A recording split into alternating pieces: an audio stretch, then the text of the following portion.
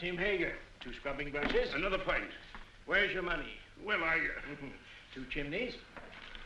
Poster, would you deny drink to a dying man? A man should spend his money on food for his family. Mrs. Goggins, would you come over here? I want to show you a new piece of material. It's fresh off the Boston packet. And that fine quality. Now feel it. Be a wonderful dress for your little girl, don't you think so? It's money, money, money with your Poster. Nothing but money. I've been sorry for him ever since his wife ran off with that lieutenant. If he'd spent less on whiskey, he wouldn't have lost his wife. Let me show you another piece. Drunk or sober, Ma would have left him anyhow. She was that kind. Yeah, how do you like that for quality, huh? Let him have it. Very well, Tim Hager. You'll have your whiskey. But this is the last time... All right, Poster. No preaching.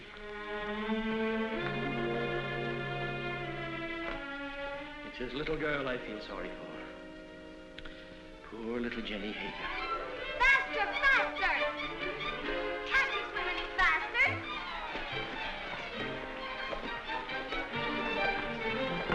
You're not even trying. Faster, faster, faster! Faster, faster! Come on, faster!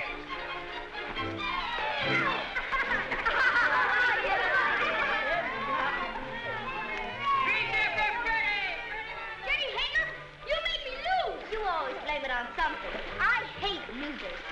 Come on, Ephraim. Get ready and I'll race you. But Jenny, I can't swim. You'll never learn till you get out in deep water. But I'm gonna go. You're scared of the water. Oh, why don't you go help your father in the store? Measure out coffee and count wormy animals. You're no good down here. Go on, Ephraim. You can't swim till you try. Go ahead, Ephraim. He'll drown. I'm scared. Let's pull him out. No. No. He's scared to death. Hey, he'll drown. Who cares? What's all that racket about? The just look for it. Poor Ephraim. Poor Ephraim. Off it. Come on. Hey, what's going on here? Good gracious. It's Ephraim Poster. What's he doing in the river? He can't swim, can he? Oh, what happened to him? Those awful boys pushed him in. Poor Ephraim. Poor. Nearly murder, that's what it is. If it hadn't been for you, Jenny, he'd have drowned. You all right, Ephraim? The boys didn't do it.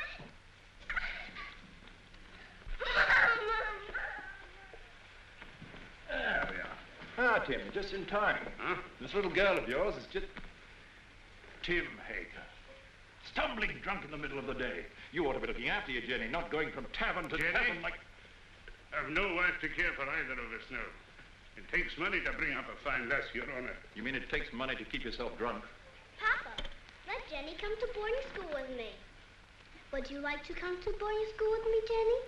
Would you? Boarding school? Yes. I'd like that. I can't send you to boarding school, but you could come live at the house and earn your keep, I guess. Help in the kitchen and run errands for Mrs. Saladine. No. If I can't go to boarding school with Meg, I'll stay with my father. All right. He is your father, at least in the eyes of the law. Now, you look after that girl of yours, Tim Hager, and stop being a disgrace to Bangor. Thank you, Your Honor. Drive on. Now, young Poster, we'll take you to your father's store. That tight-fisted, sour-blooded old skinflint. You might be better off with Mr. Saladine, Jenny. Not in Mrs. Saladine's kitchen. I've no money to bring you up properly. Never mind. Before long, we'll have everything. Houses and carriages, horses and kitchen maids. All those things, my lass, you're a wee bit young. Just as soon as I grow up, we'll have everything we want. Because I'm going to be beautiful. Empty. Beautiful.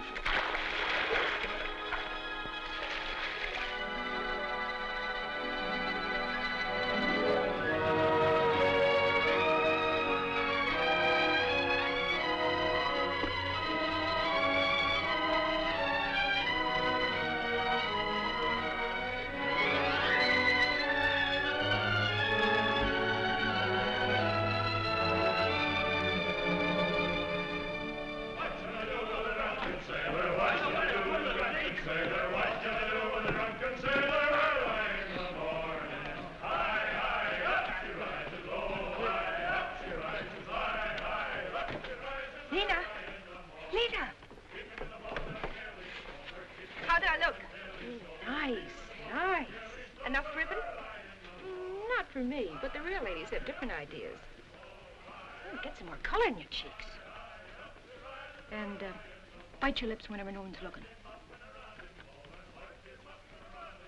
Men love red lips. Let's go down and meet the packet. Why should I? The sailors will all come up here anyway. Oh, but the best ones get picked off down at the dock. Listen, honey, with your looks, you don't have to worry. Why, you can get the youngest and the best-looking man on the river. I don't want the youngest. I want the richest. Jenny, that's a recipe for trouble. Don't worry about me. I can handle trouble. I know you can.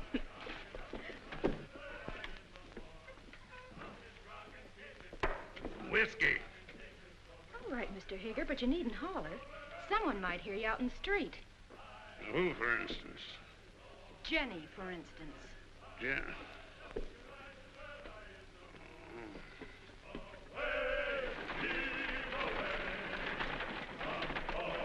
Put some life into those men. Come on. Heave. Away. Heave. Yo-ho. Heave. Away. Heave. Yo-ho. Well, Jenny, come down to see the cargo? It's exciting. We get used to it after a time. I suppose I import more stuff than any other man in the state of Maine. How many vessels do you think I own, counting the lumber barges?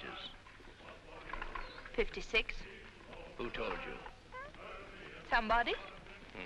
Here, have some tea. Got a handkerchief? Oh, I don't need one. Take a good handful of it there. It's a present.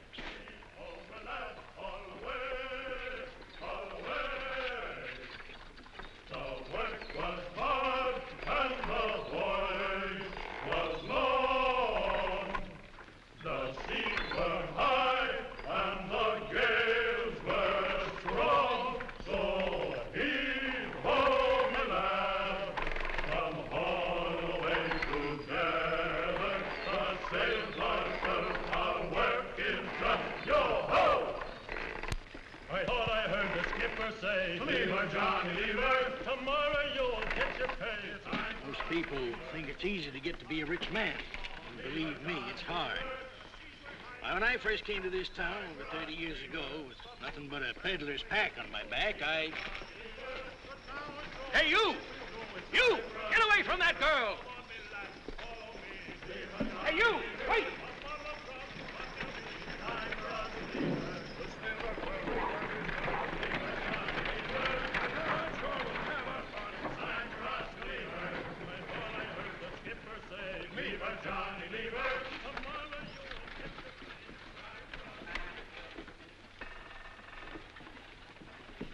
Well, I was just saying to myself, I bet my good old friend Tim Hager is sitting right this very minute in the Purple Whale and wouldn't mind passing the time of day with me.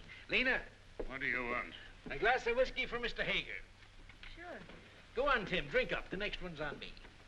You'll not tell Jenny? No, of course not. I promise her not to touch it. You're Jenny. You know, she's getting so she wants to boss everything and everybody.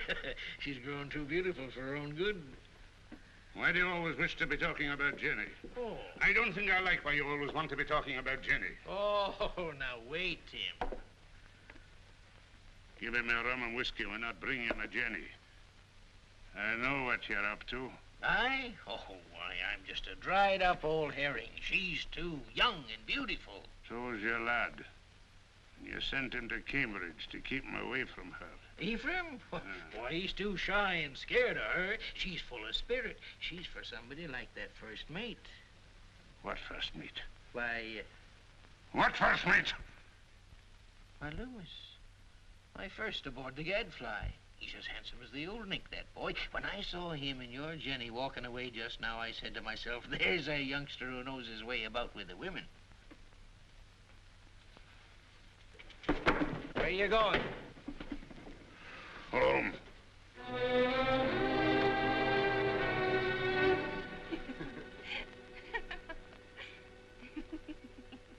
Good night. Oh, once I loved a pretty girl that I called Jenny mine.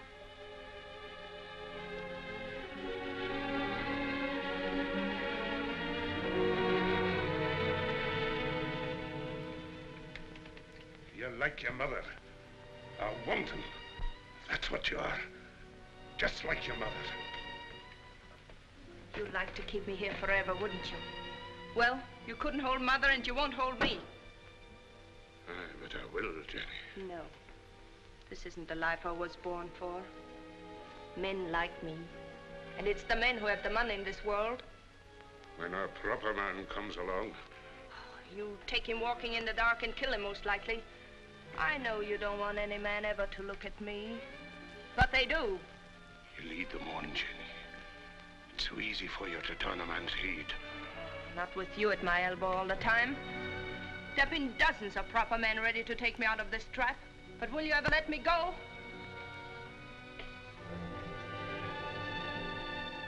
I know Mr. Poster wants me. I made him want me. What do you think of that? There's a devil in you, Jenny Hager. A devil straight from the bad place. And I'm going to whip him out of you. You're going to beat me. This is one beating you're not like.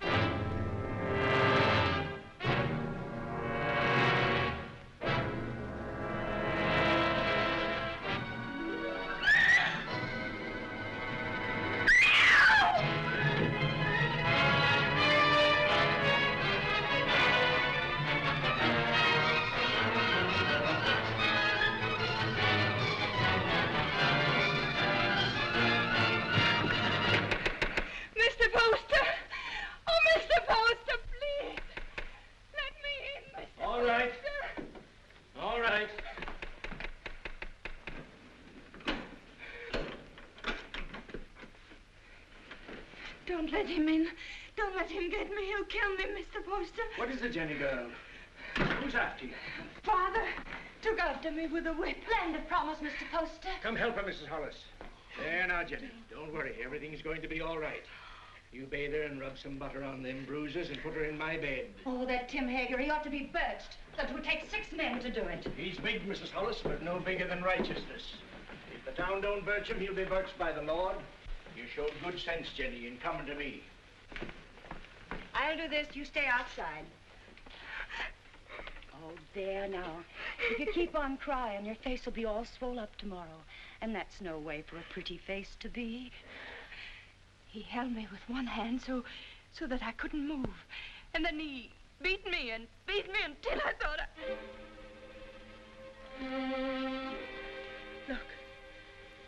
Look at my back. Oh, I can't go back there. I can't. He's going to kill me. You're not going anywhere until you're healed and sound again. Now you get out of these things while I heat up some water. You'll be as good as new and just... Yes, Mr. Poster. Something you wanted?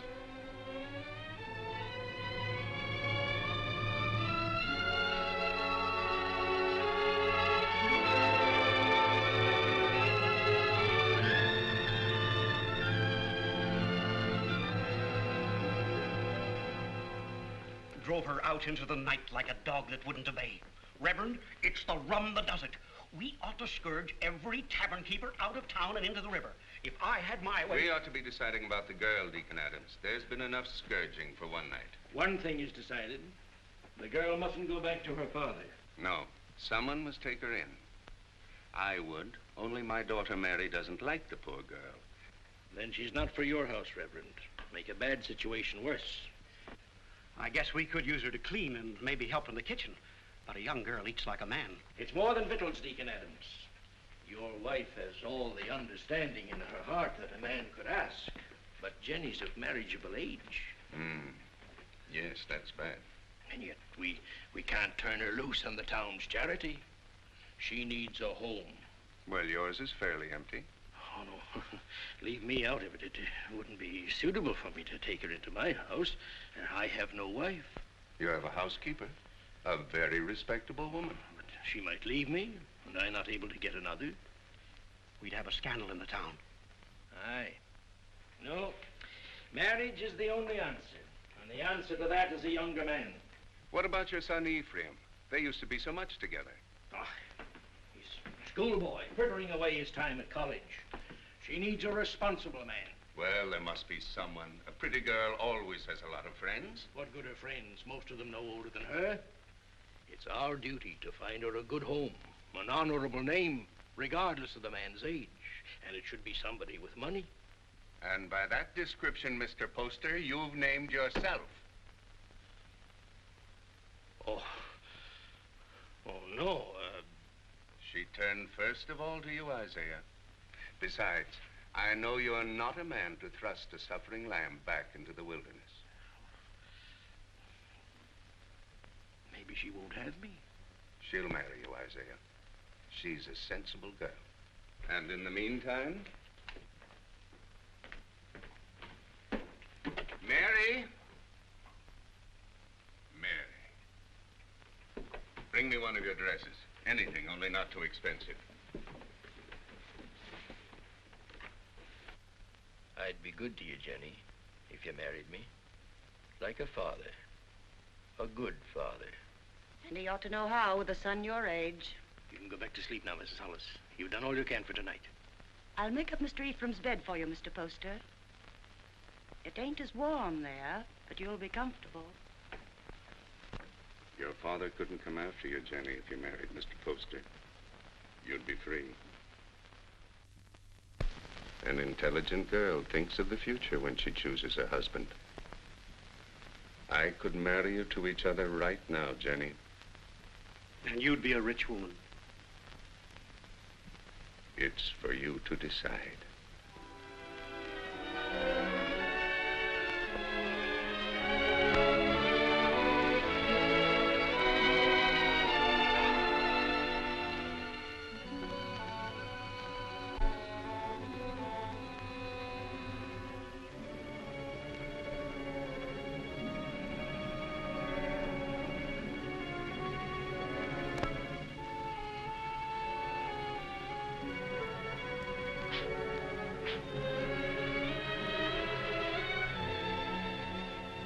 And when my father died, I turned to the only friend I had, Mr. Poster.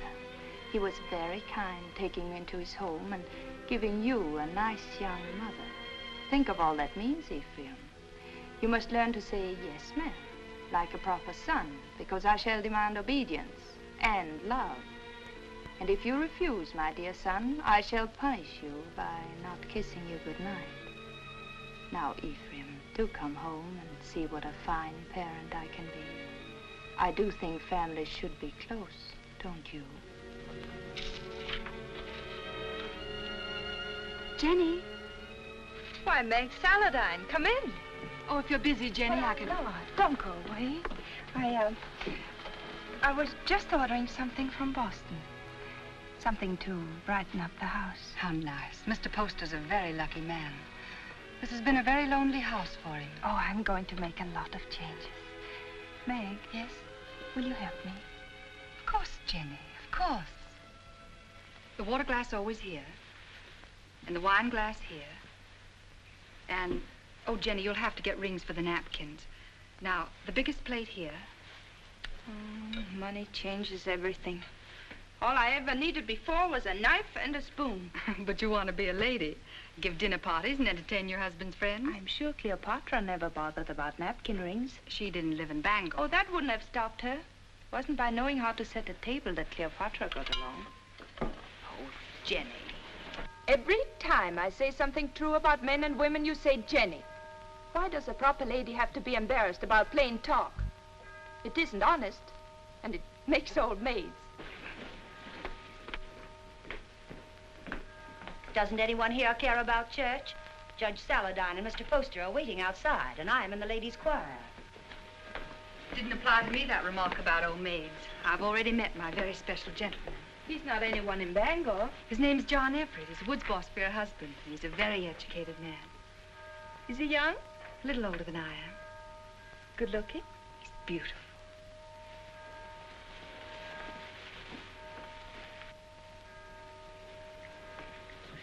Why don't you marry him?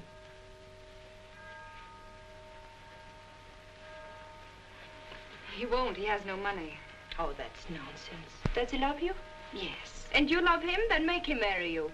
Oh, Jenny, I wish I knew how. He's not like the others. He thinks things out. I'd know how.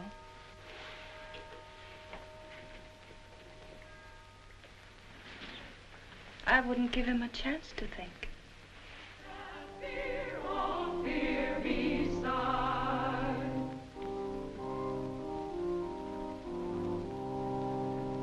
Not what we wish, but what we want. Oh, let thy grace supply the good of Jenny Hager. Jenny Poster.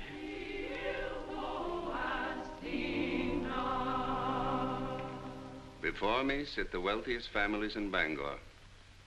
I've seen them before in the privacy of their homes and in their offices. When I came to them to ask for money to enlarge this church, they gave me not enough to erect a temple of branches on a hillside. And so again today, in the house of God, as they sit here with their consciences, I ask them now to pledge funds to enlarge this church. I cannot ask of the poor, but I can ask the wealthy. And the poor shall know the names of those who do not give. Mr. Poster.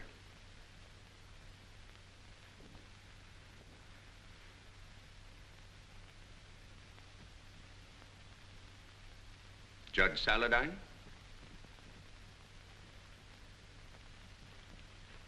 Mr. Burroughs. Mr. Bailey.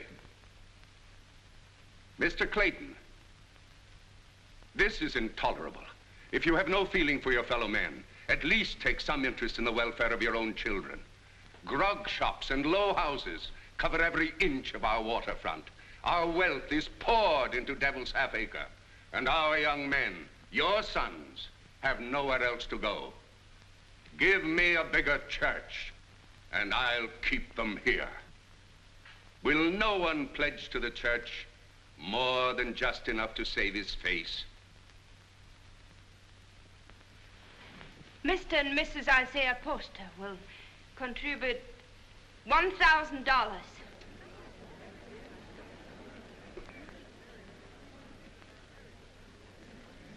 If the men of Bangor won't give to the church, the women will. Mr. and Mrs. Partridge pledge $500.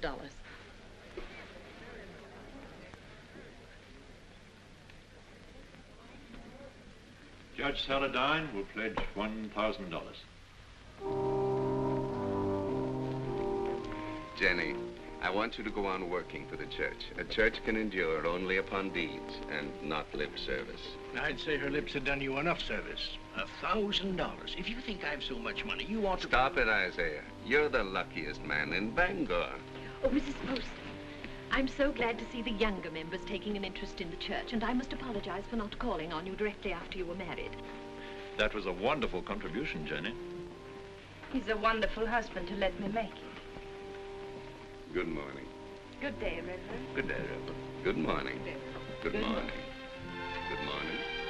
Tain't the money of mine, but I'd like to know what you're doing with it before you do it. I gave the money because I hate grog shops and what they do to people.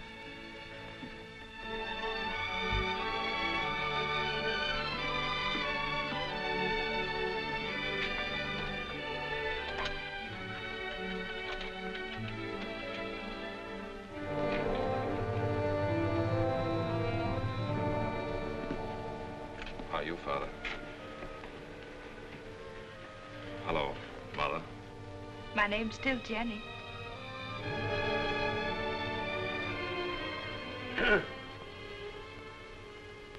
You came home, did you?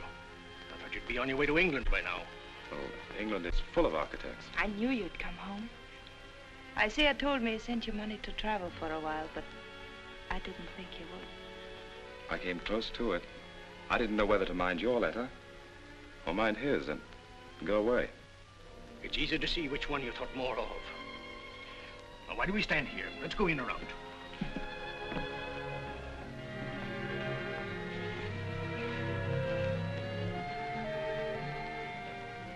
And let me do the writing to my son. Mr. Ephraim. My Mr. Ephraim. Why, you've grown as much as you ever will, haven't you? Oh, I'm stunted. You don't know how to bake an apple pie in Cambridge. You'll have one every day if only you'll stay here. He'll stay.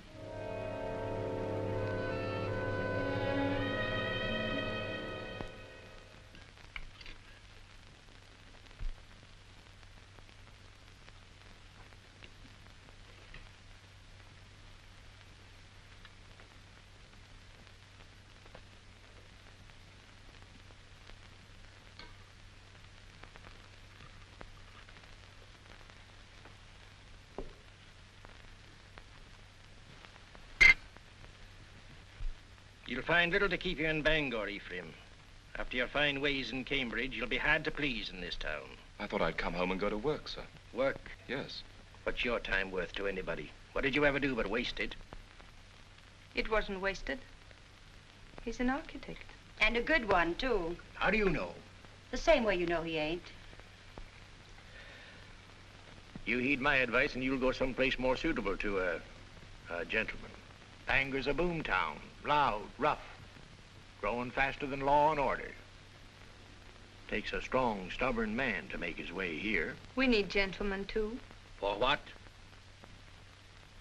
To tell you the kind of bonnets and doodads the Boston ladies are wearing? Yes. A young man of fashion would be very popular in Bangor.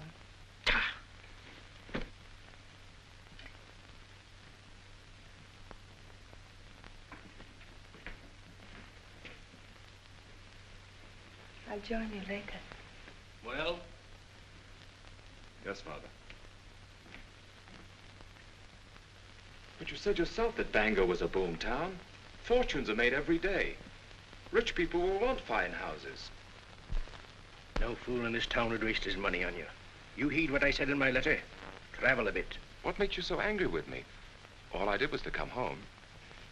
I get angry at you because of your ways. You think I don't know how you've been spending my money. Hard drink and easy women. I know your kind. Isaiah, you shouldn't upset your father. I'm sorry. All right, Father, I'll go away. If you really want me to. I don't think he does. You want your son to live at home, don't you, Isaiah?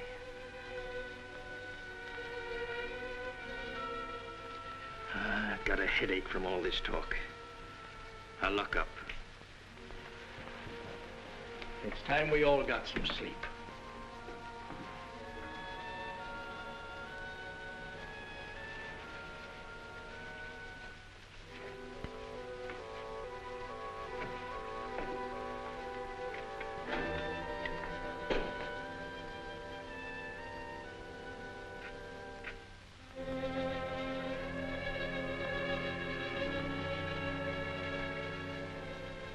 Shall I light your way?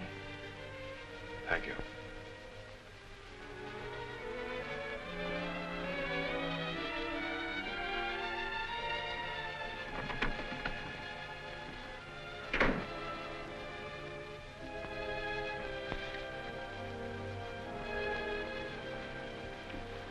It's been a long time, Ephraim, hasn't it?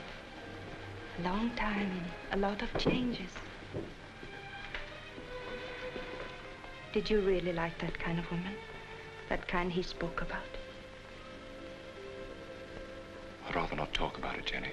I used to see them near our house before I came here. I used to watch them and wonder about them. I can see how women would be attracted to you. All kinds of women.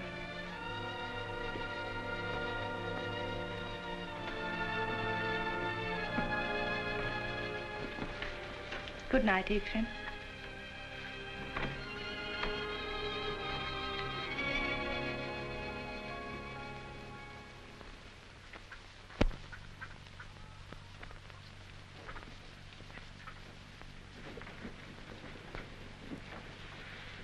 got everything? Yes, all the groceries. But no spectacles. They're hard to find. I'll tell Dr. Mason to bring you a pair when he comes by tomorrow. All right? Oh, please, not Dr. Mason. He's a very good doctor, but he won't wait for his money. You're not to worry about money. Your husband worked for mine for a long time, and if Mr. Poster wants to send you a doctor and a pair of spectacles, it's his privilege. Mr. Poster? I'll be by in a few days, and in the meantime, if you need anything, send one of your children. Thank you.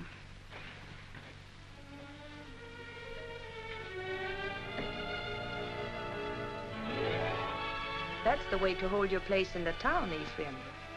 And the people love you for it, Jenny. And I do want my husband and my son to be proud of me. Well, I wanted to see how you spend your days. Thanks for showing me. You've grown, Jenny. My father's wife's a great lady. I think behind Mrs. Isaiah Poster, you'll still find Jenny Hager. You remember Jenny Hager? Oh, that little ruffian? Well, she pushed me in the river right here. That isn't true. The others pushed you in. I pulled you out. Oh, that's right, you did. Of course I did. Didn't we always stick together? Ephraim and Jenny, side by side against the world. Oh, we had good times here, didn't we? Better than we knew. Shall I tell you something? I always think of this as our place, yours and mine. This is where we first thought we were in love. Silly, wasn't it? This is why you came to tell me your father was going to send you off to college. And I said it was because of me. And I said he'd never separate us by sending me away. Oh, Jenny, the things I said. Of course, if you'd been home the night I came to your house, I would have been married to you now. Let's go out.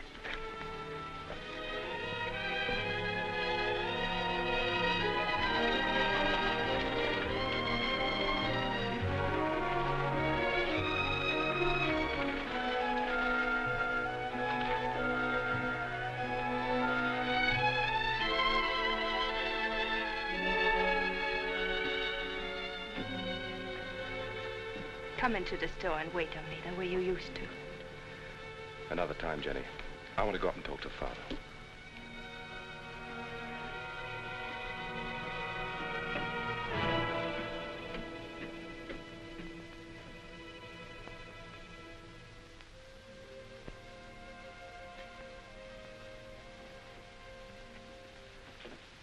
Hello, Father. Be with you.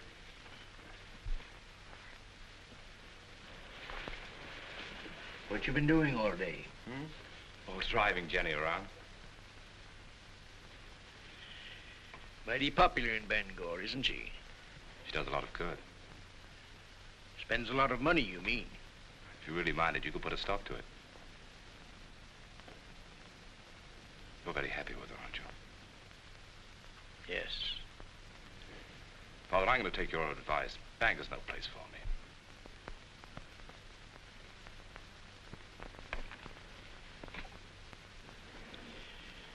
When will you be leaving? Right away, before the river freezes. I thought I'd spend the winter in Boston and then go off to Europe in the spring. I think your father needs you here, Ephraim. Why, Jenny, you feet like a bird. I didn't hear a sound. You want him to stay, don't you, Isaiah? Why don't you tell him you want him to stay? Can't you be honest with your own son? I'm honest with everybody. You might be of some small use to me if you stay on. But if you don't like it here, get out. Only don't come meeching back again. If you go, I'm through with you. I'll take you home.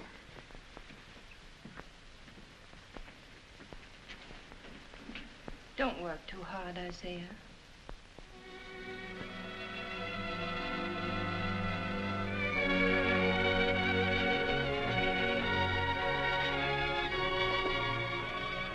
Surprise. When Bangor's Lady of Mercy goes out to deliver her packages, her sleigh should fit the season. That's a confession you've been thinking of me. Of course I think of you. Yet you've been avoiding me. Careful. Paint. Put it down.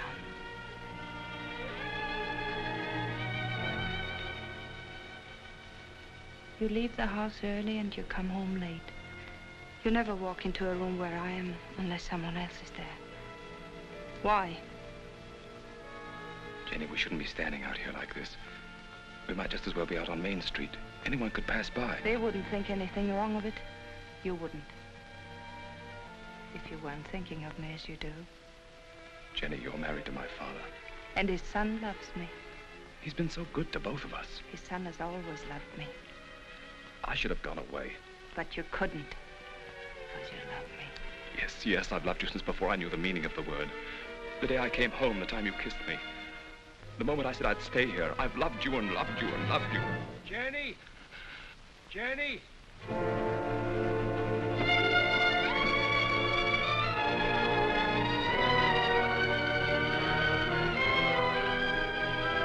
Jenny! Father's very ill. Send for a doctor.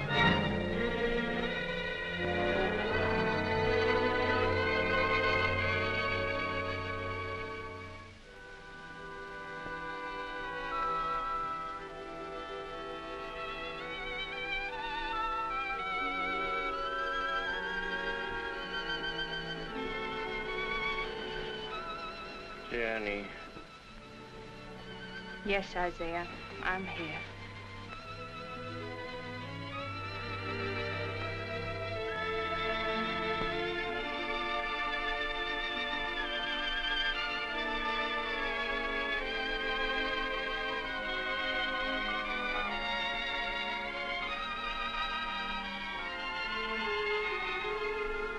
You keep this up and you'll fall in your tracks. Go to bed, child. Get some rest. No, I'm strong. Stronger than you think. I'll be all right.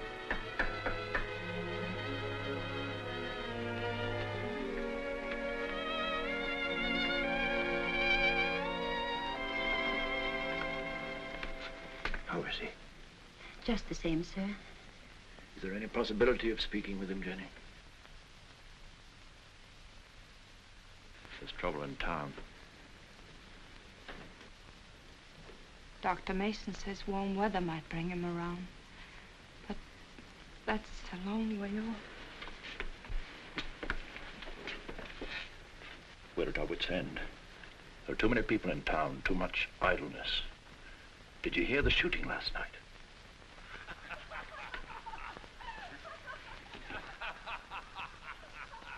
That's the sort of thing we're up against. Lumberjacks coming to town between jobs with rum and women on their minds. He told us 2 years ago we should have a police force. We should have listened to him. Well, Jenny, take care of yourself.